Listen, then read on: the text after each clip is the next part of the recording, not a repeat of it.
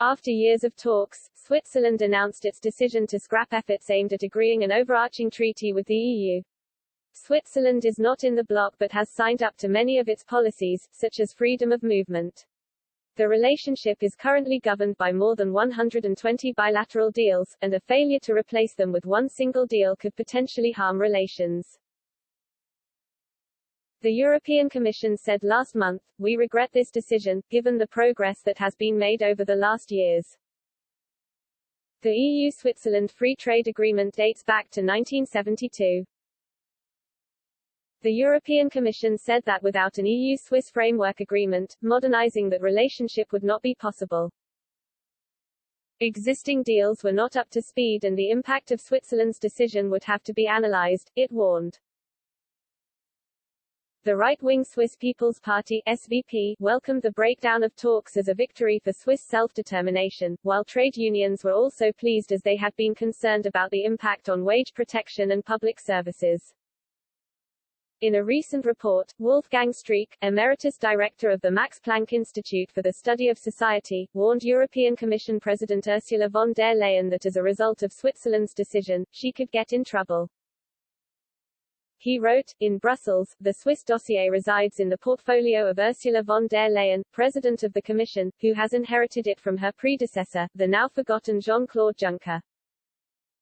Her failure to make Switzerland capitulate weakens her position further, by once more laying bare the fault lines of the one-size-fits-all, ever-closer union." Pressured by imperial centralist hardliners in the EU Parliament, and, one should assume, by the German and French national governments, the Commission is now threatening Switzerland with retaliation. The Swiss are told by the European bureaucracy that without the framework agreement this will be difficult and sometimes impossible, which would cost them dear. Mr. Street continued in his report for Briefings for Britain. In an exclusive interview with Express.co.uk, Prime Minister Boris Johnson's trade advisor Shankar Singham claimed Switzerland would be better off with a deal similar to the one Britain struck with the EU. Mr. Singham, the CEO of economic consultancy Competere, said, "There is no one in the world that has a full zero-quota, zero-tariff deal with the EU.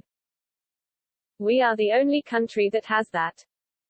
To get a zero-quota, zero-tariff deal with the EU is very, very unusual." He added, "Frankly, this is a better deal than what the Swiss have with the EU. If I was Switzerland, I would want a similar deal. And in fact, if I was Switzerland, Turkey or even one of the Mediterranean countries like Morocco, I would be going for this exact kind of deal." In another interview with Express.co.uk, historian and head of an Icelandic free market think tank Hjortur J. Gummansson echoed Mr. Singham's claims. He said, "In Norway, you now have political parties calling for Norway to reconsider membership of the EEA. They are calling for a comprehensive trade agreement, something similar to what the UK has negotiated with the EU. This is actually the form of trade agreement that most countries around the world are now asking for. They are waiting in line for it. They are not waiting in line for an agreement similar to the EEA,